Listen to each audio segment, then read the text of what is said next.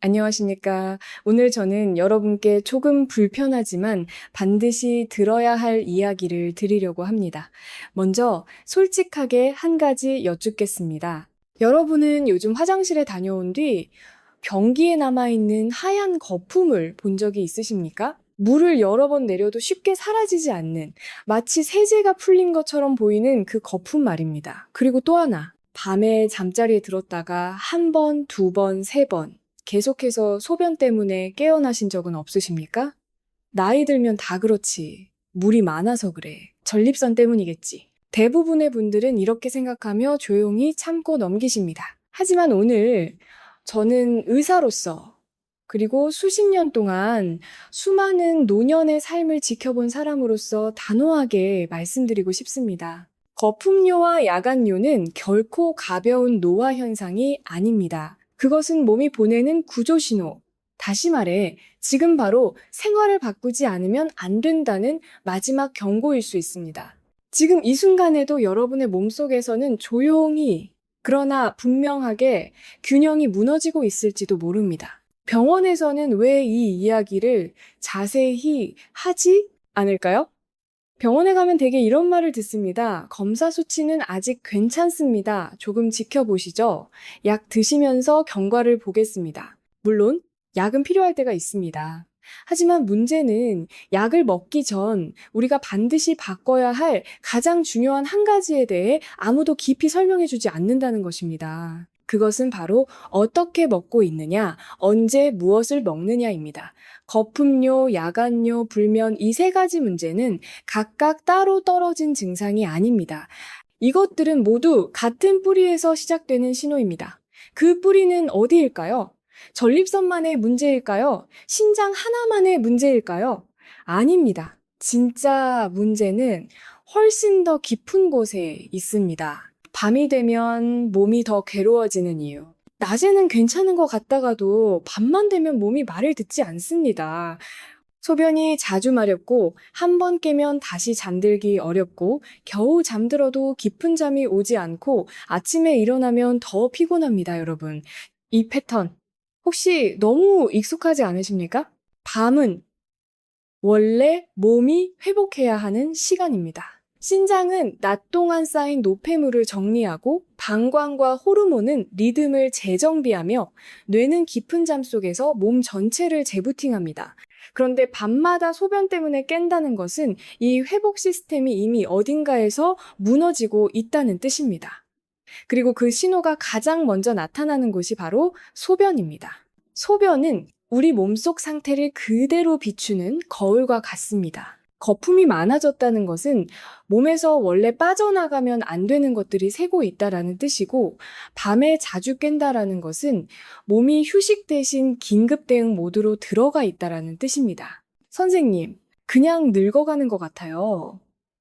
제가 진료실에서 가장 자주 듣는 말이 있습니다. 선생님, 큰 병은 없다고 하는데 왜 이렇게 몸이 무거울까요? 밤에 자꾸 깨니까 하루 종일 기운이 없습니다. 이 제가도로 잠도 못 자고 화장실만 들락거리니 사는 재미가 점점 없어집니다. 이 말 속에는 단순한 신체 증상 이상의 것이 담겨 있습니다. 삶의 질이 무너지고 있다는 신호, 존엄이 흔들리고 있다는 고백. 특히 노년기의 잠은 단순한 휴식이 아닙니다. 잠을 잘 잔다는 것은 아직 내 몸이 나를 지켜주고 있다는 가장 중요한 증거입니다. 그런데 그 마지막 보루가 밤마다 무너지고 있다면 우리는 더 이상 괜찮다고 말해서는 안 됩니다. 지금이 바로 갈림길입니다. 여기서 아주 중요한 질문을 하나 드리겠습니다. 여러분은 이 문제를 언제까지 참으실 생각이십니까? 더 자주 깨게 될 때까지? 낮에도 소변이 잦아질 때까지? 약 없이는 잠들 수 없을 때까지? 많은 분들이 이렇게 말씀하십니다. 조금만 더 버텨보죠. 아직은 참을만 합니다. 하지만 몸은 참는다고 좋아지지 않습니다. 오히려 조용히, 천천히, 그러나 확실하게 더 깊은 문제로 나아갑니다. 제가 감히 말씀드립니다. 거품료와 야간료를 방치한 채 맞이하는 노년은 결코 편안하지 않습니다. 희망은 있습니다. 하지만 조건이 있습니다. 여기까지 들으시며 마음이 무거워지셨을지도 모르겠습니다. 하지만 오늘 이 이야기가 단순한 경고로 끝나지는 않을 것입니다.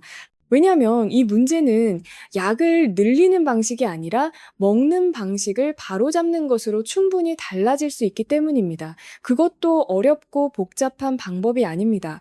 비싼 보조제도, 특별한 치료도 필요하지 않습니다. 하루의 식사 순서, 저녁에 무엇을 먹느냐, 잠들기 전 몸에 무엇을 넣느냐, 이 세 가지만 바로잡아도 몸은 놀랍도록 빠르게 반응합니다. 제가 이 이야기를 지금 이 영상에서 여러분께 드리려는 이유는 단 하나입니다.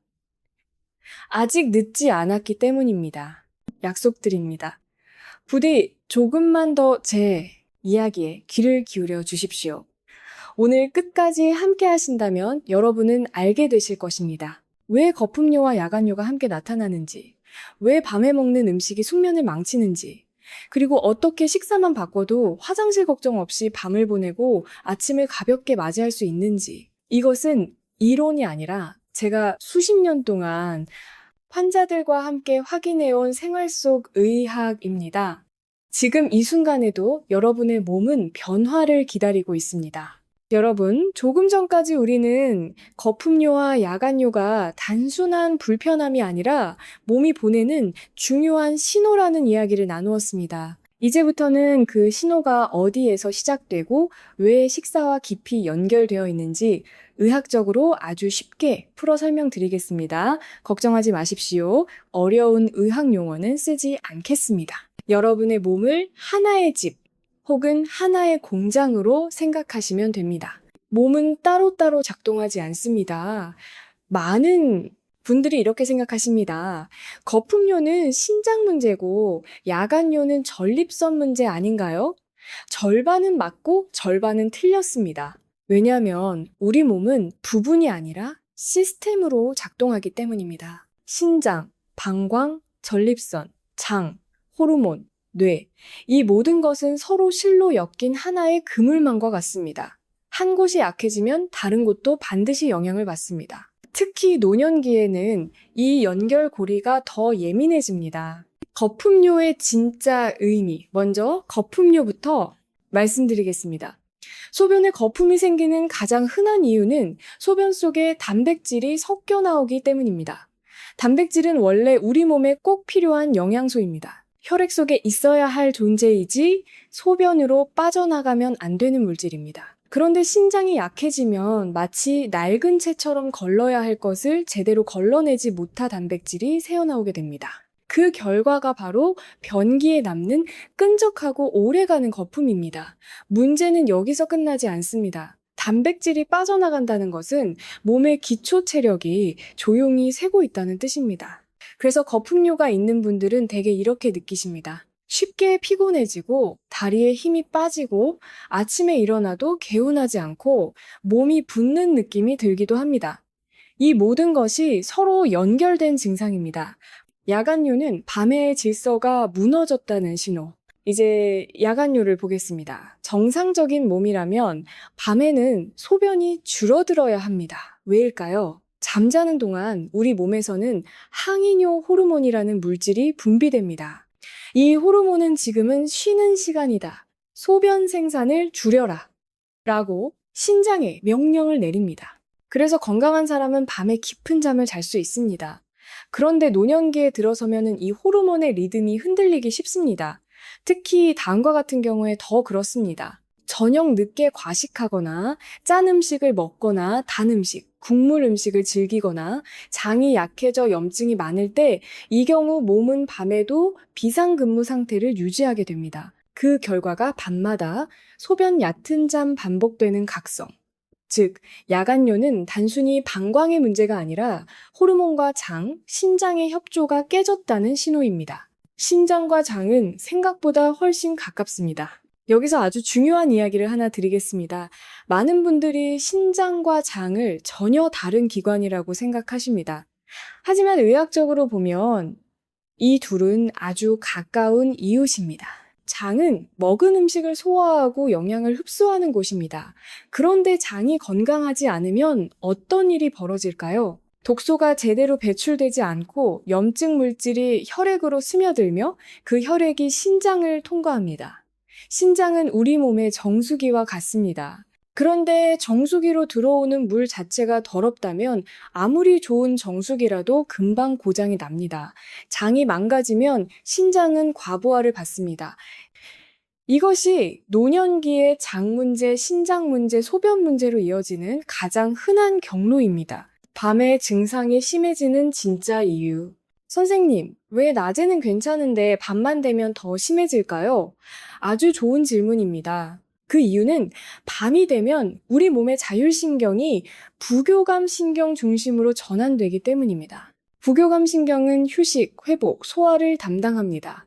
그런데 낮 동안 잘못된 식사로 장이 부담을 받고 있었다면 밤에 그 부담이 한꺼번에 드러납니다. 장은 쉬지 못하고 신장은 계속 일을 하고 방광은 자극을 받고 뇌는 깊이 잠들지 못합니다. 그래서 야간뇨와 불면은 항상 함께 오는 경우가 많습니다. 약으로는 왜 근본 해결이 어려울까요? 여기서 많은 분들이 궁금해하십니다. 그럼 약을 먹으면 되지 않나요? 약은 분명 도움이 될 수 있습니다. 하지만 대부분의 약은 증상을 억제할 뿐 원인을 바꾸지는 않습니다. 야간요 약은 방광을 진정시키고 수면제는 억지로 잠들게 합니다.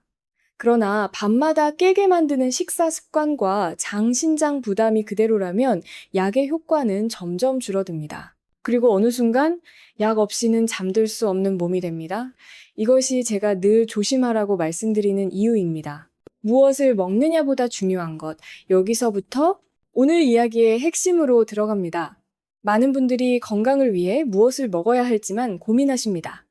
하지만 노년기에는 그보다 더 중요한 것이 있습니다. 언제 먹느냐, 어떤 순서로 먹느냐, 밤에 무엇을 피하느냐, 특히 저녁 식사는 신장과 방광, 수면에 직접적인 영향을 미칩니다. 잘못된 저녁 식사는 밤새 신장을 일하게 만들고 방광을 자극하며 깊은 잠을 방해합니다. 반대로 올바른 식사 리듬은 몸이 스스로 소변을 줄이고 깊은 잠으로 들어가게 만듭니다. 몸은 생각보다 빠르게 반응합니다. 제가 수십 년 동안 수많은 어르신들을 지켜보며 확실히 알게 된 사실이 하나 있습니다. 몸은 약보다 생활 변화에 더 정직하게 반응한다라는 것입니다. 특히 식사만 바꿔도 거품이 줄고 밤에 깨는 횟수가 줄고 아침이 훨씬 가벼워집니다. 이것은 기적이 아니라 원래 몸이 작동해야 할 방식으로 돌아가는 과정입니다.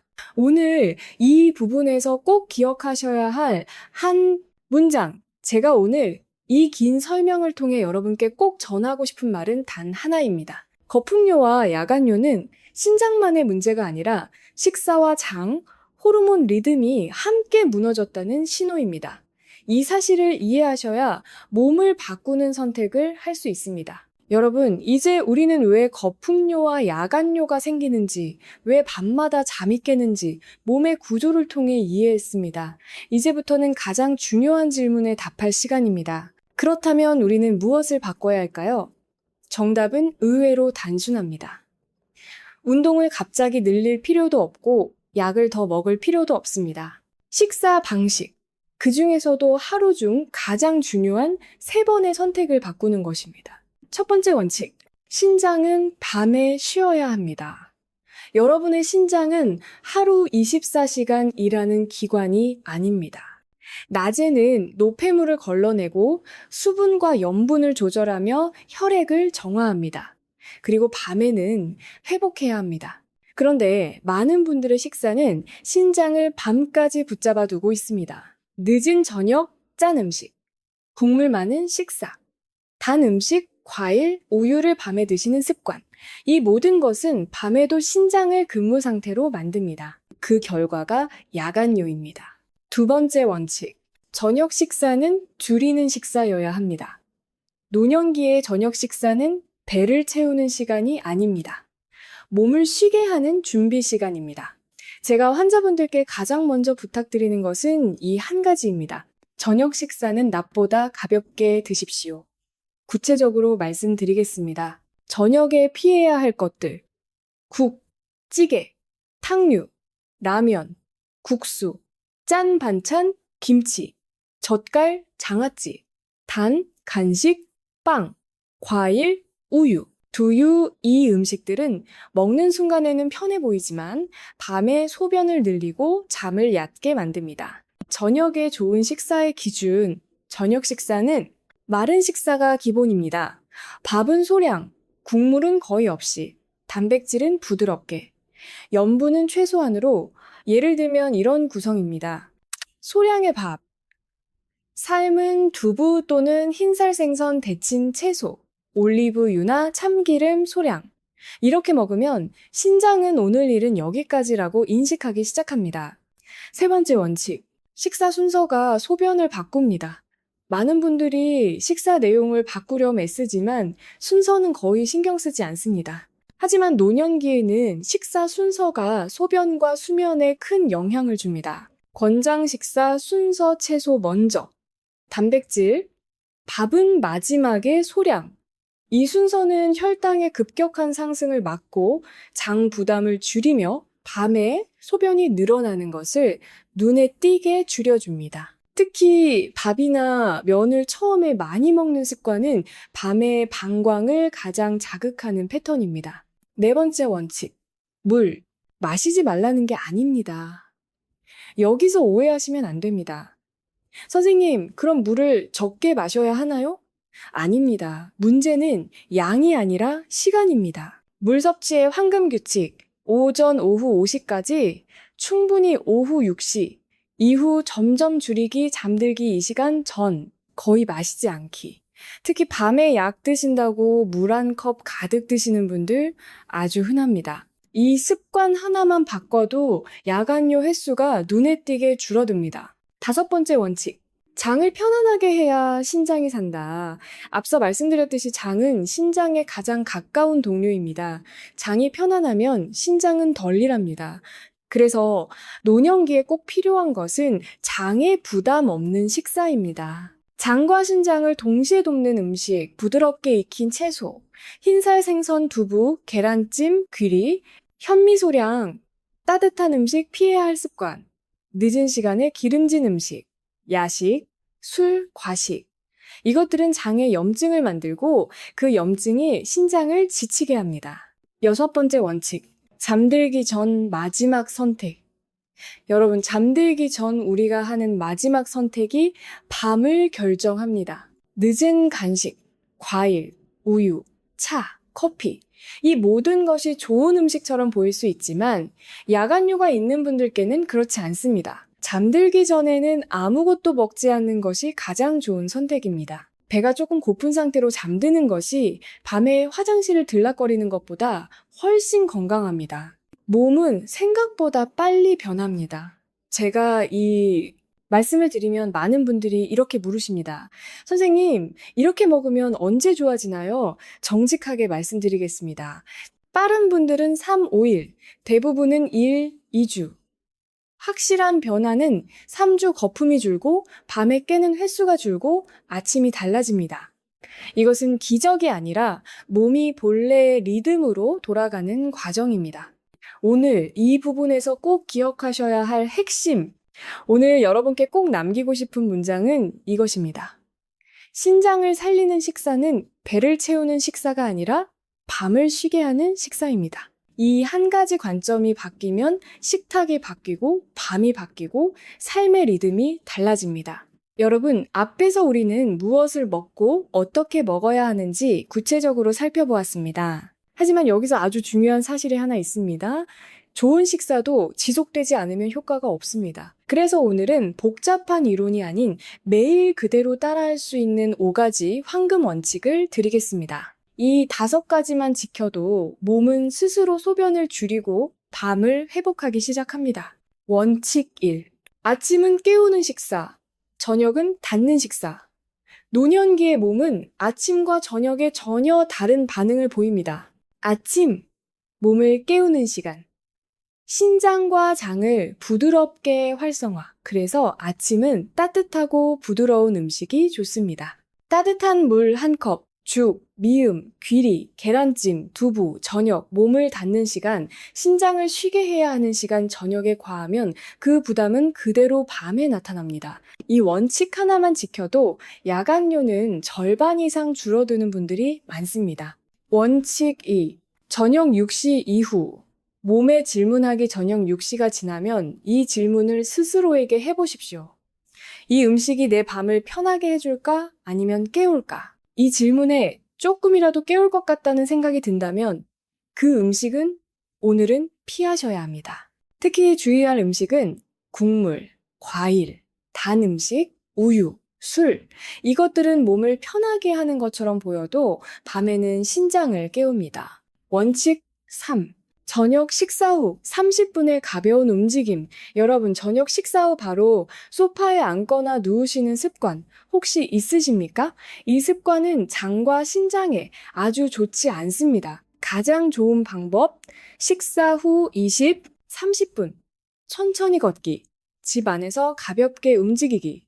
이 작은 움직임은 소화를 돕고 장 부담을 줄이며 밤에 소변이 몰리는 것을 막아줍니다. 운동이 아니라 정리 시간이라고 생각하시면 됩니다. 원칙 4. 밤 9시 이후 몸을 어둡게 만들기. 야간료와 불면이 있는 분들께 꼭 드리고 싶은 조언입니다. 밤 9시 이후에는 몸에게 이렇게 알려주어야 합니다. 이제 회복할 시간이다. 피해야 할 것. 밝은 조명, TV를 켠 채 잠들기, 스마트폰 오래 보기. 이것들은 뇌를 깨우고 항이뇨 호르몬 분비를 방해합니다. 권장 습관, 조명 줄이기, 따뜻한 물로 세수, 조용한 음악, 같은 시간에 잠자리에 들기. 이 환경 변화만으로도 밤에 깨는 횟수가 눈에 띄게 줄어듭니다. 원칙 5. 오늘 밤도 깼다는 말 대신 마지막 원칙은 몸이 아니라 마음에 대한 이야기입니다. 야간료가 있는 분들 중 많은 분들이 이렇게 말씀하십니다. 오늘도 또 깼어요. 나는 원래 이런 몸인가 봐요. 이 말은 몸에게 아주 나쁜 신호를 줍니다. 대신 이렇게 바꿔보십시오. 조금씩 나아지고 있다. 내 몸은 회복 중이다. 몸은 우리가 생각하는 것보다 훨씬 말을 잘 듣습니다. 불안은 방광을 더 예민하게 만들고 안심은 몸을 이완시킵니다. 이 5가지는 약이 아닙니다, 여러분. 이 5가지 원칙은 약이 아닙니다. 하지만 약보다 오래가고 약보다 안전하며 약보다 근본적입니다. 제가 수십 년 동안 환자들과 함께 확인한 사실은 아주 분명합니다. 이 루틴을 지킨 분들은 밤이 먼저 변하고 그 다음 몸이 변합니다. 오늘 이 부분에서 꼭 남기고 싶은 말, 오늘 이 5가지를 모두 완벽하게 하실 필요는 없습니다. 단 하나라도 좋습니다. 오늘부터 하나만 바꾸십시오. 그 작은 변화가 거품을 줄이고 밤을 지키고 내일 아침을 바꿉니다. 여러분, 이제까지 우리는 원리도 이해했고 규칙도 정리했습니다. 하지만 여전히 마음 한편에서는 이런 생각이 드실 수 있습니다. 선생님 말씀은 알겠는데 막상 내 생활에 적용하려면 뭘 어떻게 먹어야 할지 막막해요. 그래서 이번에는 이론을 모두 내려놓고 그냥 그대로 따라하면 되는 아주 현실적인 예시를 보여드리겠습니다. 예시 1. 가장 무난한 하루, 오트밀, 두부, 채소 식단. 이 식단은 거품료와 야간료가 모두 있는 분들께 가장 먼저 권하는 기본형입니다. 아침, 따뜻한 물 1컵, 귀리죽 또는 오트밀, 계란찜 또는 두부 1조각, 아침은 장을 깨우고 신장을 부드럽게 시작하게 합니다. 점심밥, 반 공기, 생선 또는 닭가슴살 데친 채소, 국물은 최소 낮에는 영양을 충분히 주되 과하지 않게. 저녁, 밥 아주 소량, 두부, 달걀, 흰살, 생선 중 하나, 나물 또는 데친 채소, 국물 없음 이렇게 먹은 분들 중 많은 분들이 3, 5일 안에 밤에 깨는 횟수가 줄었다고 말씀하십니다. 예시 2. 한식이 편한 분들을 위한 전통식 한상 선생님.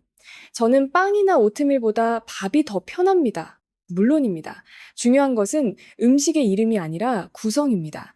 아침 미음 또는 묽은 밥, 김없이 계란찜, 따뜻한 차 점심, 밥 생선구이, 나물 2가지, 국은 한두 숟갈만 저녁, 밥 3, 4숟갈, 두부 또는 생선, 나물, 김치. 젓갈은 아침이나 점심에만 소량으로 드시고 저녁에는 피하는 것이 핵심입니다. 예시 3. 당뇨 부종이 있는 분을 위한 더 가벼운 식단. 당뇨가 있거나 다리가 잘 붓는 분들은 밤에 더 예민합니다. 아침 따뜻한 물, 귀리 또는 현미 소량, 삶은 달걀, 점심, 밥 반 공기, 생선 채소 위주, 저녁, 밥 거의 없이 두부, 달걀 데친 채소. 이 식단을 지킨 분들은 거품이 줄어드는 것과 함께 아침 부종이 빠지는 경우도 많습니다. 실제 사례일, 밤마다 4번 깨던 72세, 남성 72세. 남성 환자분은 밤마다 3, 4번씩 화장실에 가느라 잠을 거의 못 자고 계셨습니다. 검사상 큰 이상은 없었지만 생활은 무너져 있었습니다. 제가 권한 것은 단 2가지였습니다. 저녁 국물 완전히 끊기, 저녁 식사량 절반으로 줄이기, 일주일 뒤. 그분은 이렇게 말씀하셨습니다. 선생님, 이상하게도 이틀째부터는 2번만 깨더니 요즘은 1번만 갑니다. 한 달 뒤 표정이 완전히 달라졌습니다. 실제 사례의 잠을 포기했던 68세 여성. 이분은 야간뇨보다 불면이 더 큰 문제였습니다. 밤에 깨면 다시 잠들지 못해 수면제를 드시고 계셨습니다. 식사를 살펴보니 밤마다 과일과 우유를 드시고 있었습니다. 제가 말씀드렸습니다. 밤에는 아무리 좋은 음식도 약이 아니라 부담이 됩니다. 과일과 우유를 끊고 저녁을 가볍게 한 뒤 2주 후 그분은 수면제를 줄이기 시작하셨습니다. 내가 할 수 있을까? 라는 생각이 들 때 여러분 지금 이 이야기를 들으며 이렇게 느끼실 수도 있습니다. 나한테도 가능할까? 지금이라도 바뀔 수 있을까? 제가 분명히 말씀드립니다. 가능합니다. 지금부터라도 늦지 않았습니다. 이 식단들은 특별한 사람이 아니라 평범한 어르신들이 실제로 하고 있는 방식입니다. 오늘 이 부분에서 꼭 남기고 싶은 메시지, 오늘 이 예시들을 통해 꼭 전하고 싶은 말은 이것입니다. 완벽하게 먹으려 하지 마십시오. 하루 한 끼, 저녁부터 바꾸십시오. 그것만으로도 몸은 이제 쉬어도 된다는 신호를 받기 시작합니다. 여러분, 오늘 우리는 아주 긴 이야기를 함께 나눴습니다.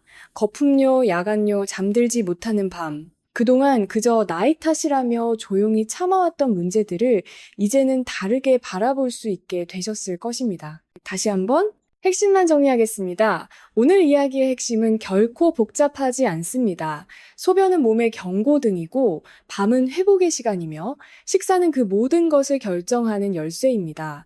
약을 더 먹는다고 밤이 회복되지는 않습니다. 하지만 식사의 방향을 바꾸면 몸은 스스로 길을 찾습니다. 작은 변화는 생각보다 큰 힘을 가집니다. 많은 분들이 이렇게 말씀하십니다. 이 나이에 뭐가 달라지겠어요? 지금까지 이렇게 살아왔는데요. 하지만 제가 수십 년 동안 환자들과 함께 확인한 사실은 정반대입니다. 나이가 들수록 작은 변화의 효과는 더 커집니다. 저녁 한 끼를 줄이고 국물을 내려놓고 밤을 쉬게 했을 뿐인데 화장실을 덜 가게 되고 잠이 깊어지고 아침이 가벼워집니다. 그 변화는 몸뿐만 아니라 마음까지 바꿉니다. 오늘부터가 가장 좋은 때입니다. 여러분, 건강에는 완벽한 때가 없습니다. 다음 주부터 좀 더 아프면 검사 결과가 나오면 이렇게 미루는 사이 몸은 조용히 더 지쳐갑니다. 오늘이 가장 빠른 날입니다. 지금 이 순간이 시작하기에 가장 좋습니다. 오늘 밤 여러분은 어떤 선택을 하시겠습니까? 여기서 여러분께 질문 드리겠습니다. 지금 이 영상을 들으며 여러분 마음속에 가장 크게 남은 한 가지는 무엇입니까? 오늘부터 저녁을 가볍게 먹어야겠다. 밤에 아무것도 먹지 말아야겠다. 내 몸을 더 소중히 대해줘야겠다.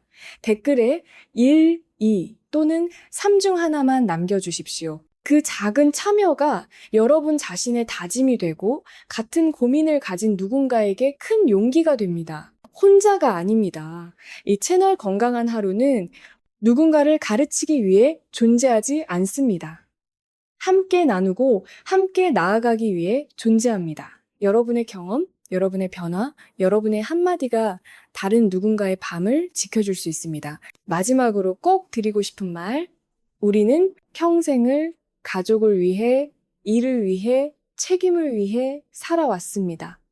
이제는 자기 자신을 위해 조금은 이기적이어도 괜찮습니다. 편안한 밤을 누릴 자격, 깊은 잠을 잘 권리, 가벼운 아침을 맞을 자격은 누구에게나 있습니다. 여러분께도 당연히 있습니다. 오늘의 약속, 오늘 이 영상을 여기까지 들으셨다면 이 약속 하나만 스스로에게 해주십시오. 오늘 밤부터 내 몸을 쉬게 하겠다. 그 약속이 여러분의 밤을 바꾸고 삶의 리듬을 바꿀 것입니다. 마무리 인사, 구독 요청, 이 이야기가 조금이라도 도움이 되셨다면 좋아요와 구독으로 저와 계속 함께 해주십시오. 그리고 이 영상이 부모님, 배우자, 지인 중 누군가에게 필요하다고 느껴지신다면 꼭 공유해 주시길 부탁드립니다. 그 작은 나눔이 누군가의 밤을, 누군가의 인생을 바꿀 수 있습니다.